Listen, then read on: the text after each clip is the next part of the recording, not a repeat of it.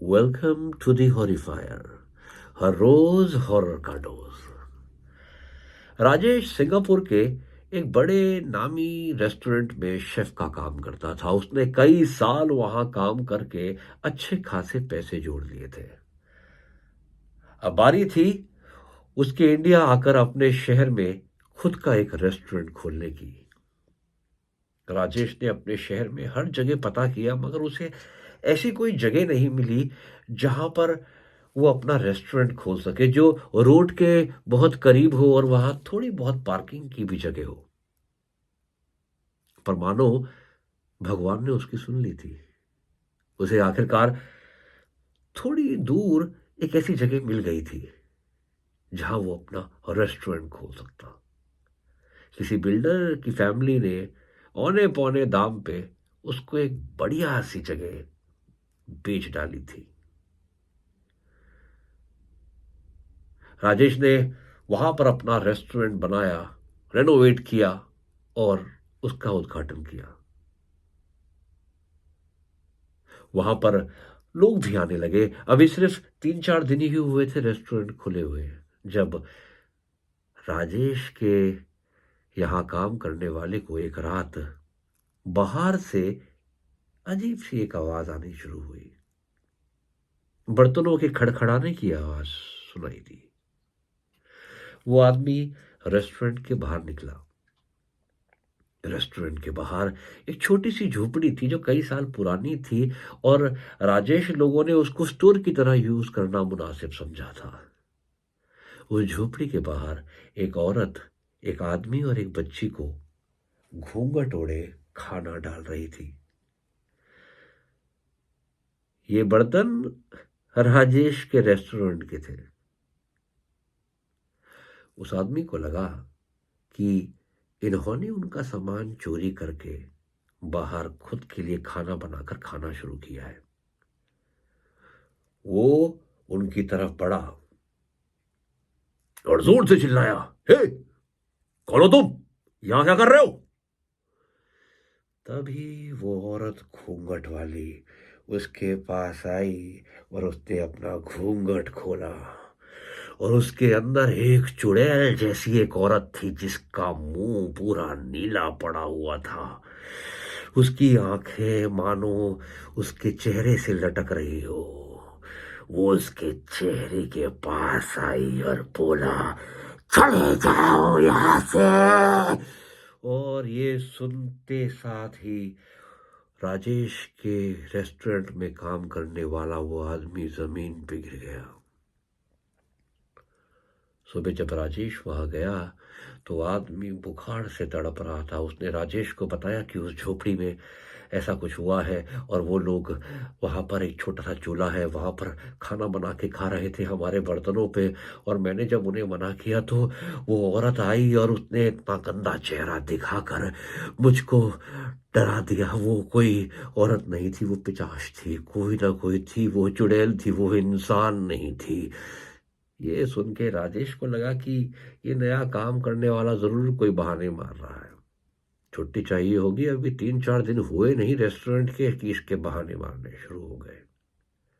राजेश ने गुस्से में आकर उस चूल्हे को, जो पुराना चूल्हा था उस झोपड़ी के पास में, उसको जोर से लात मारी और तोड़ दिया और बोला कि सब बकवास की बातें कर रहा है तू, झूठ बोल रहा है तू, कोई नहीं होता, कुछ नहीं होता, ये सब फालतू का बोल रहा है, बहाने हैं तेरे, समझ गया? देखता हूं अब कौन आता है, कौन यहां पर खाना बनाता है। सब झूठ है तेरी बातें। वो आदमी ने कहा, नहीं, सच में कोई था, कोई था। तभी थोड़ी देर बाद राजेश के घर से फोन आया। राजेश की बीवी ने खुद को पंखे पर लटका कर फांसी लगाने की कोशिश करी थी। राजेश बड़ा परेशान था कि भले ये कैसे हो गया, अभी तो सब कुछ घर में सही चल रहा था। राजेश अपने घर की तरफ भागा। मोहल्ले वालों ने उसकी बीवी को ऐन वक्त पर बचा लिया था। राजेश की बीवी बिस्तर में पड़ी हुई थी, उसकी चुन्नी उसके गले में अभी तक बंधी पड़ी थी। राजेश उसके पास गया और पूछा कि क्या हुआ, ऐसा क्यों किया तुमने, बताओ ऐसा क्यों किया। और फिर ना जाने उसकी बीवी को ऐसा क्या हुआ कि उसने राजेश की गर्दन को हाथों से पकड़ा और बोला, तूने मेरा चूल्हा तोड़ा ना, अब मैं तेरे परिवार को खत्म करूंगी। और ये बोलकर राजेश की बीवी बेहोश हो गई। राजेश को लगा शायद जो वो काम करने वाला बोल रहा था वो सच था, क्योंकि जो उसने अपनी बीवी की आंखों में देखा वो सच में उसकी बीवी नहीं थी, वो आवाज उसकी पत्नी की नहीं थी।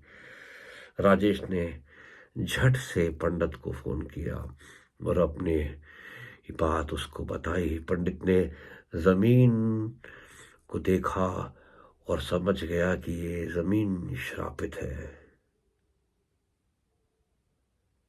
जैसी ये बात राजेश के दुकान के पड़ोसियों को पता चली तो वो भागते हुए राजेश के पास आए और उन्होंने ये बोला कि आपने ठीक नहीं किया वो चूल्हा तोड़ के। दरअसल यहाँ पर 1 साल पहले गरीब लोग अपनी झोपड़ी में रहा करते थे। वो किसी तरह छोटा मोटा काम करके अपना घर चलाया करते थे, मगर एक दिन एक बिल्डर को उनकी जमीन पर उसकी नजर पड़ गई और उसने उन्हें डरा धमका के वहां से निकाल दिया। ये परिवार उस औरत, उस आदमी और उनकी छोटी बच्ची का था, जो कई दिनों तक रोड में भटकते रहे, दर बदर ठोकर खाते रहे और फिर एक दिन उन्होंने तंग आकर नदी में कूदकर जान दे दी। राजेश डर चुका था। उसने पंडित से पूछा कि वो क्या करे, तो पंडित ने कहा कि कुछ आत्माएं ऐसी होती है जो मानो अटक जाती है, उनका कुछ होता है इस दुनिया में जो वो छोड़कर जाना नहीं चाहते, और शायद वो उनकी झोपड़ी भी ऐसी ही चीज थी जिससे उनको अलग कर दिया गया था, जिसके दुख में वो मर गए। राजेश ने उस भटकती हुई आत्माओं की पूजा करवाई और फिर उसने ये फैसला किया कि अब से होटल में जब भी कुछ बनेगा वो कुछ प्लेट में वो खाना रखकर उस झोपड़ी में जरूर सरका देगा। तब से जब भी राजेश के होटल में कुछ भी बनता, वो 3 प्लेटों में खाना रखते और झोपड़ी में सरका देते और अगली सुबह वो प्लेट खाली मिलती, मानो किसी ने अच्छी तरह भरपेट खाना खाया हो।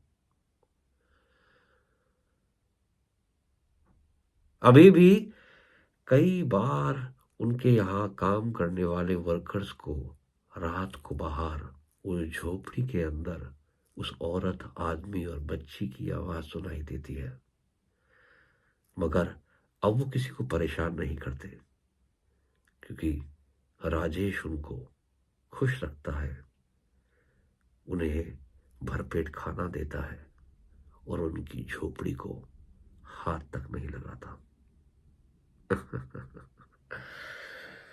अगर आपको ये कहानी जरा भी अच्छी लगी हो तो प्लीज सब्सक्राइब, लाइक और कमेंट जरूर कीजिएगा, इससे हौसला बढ़ता है। Thank you.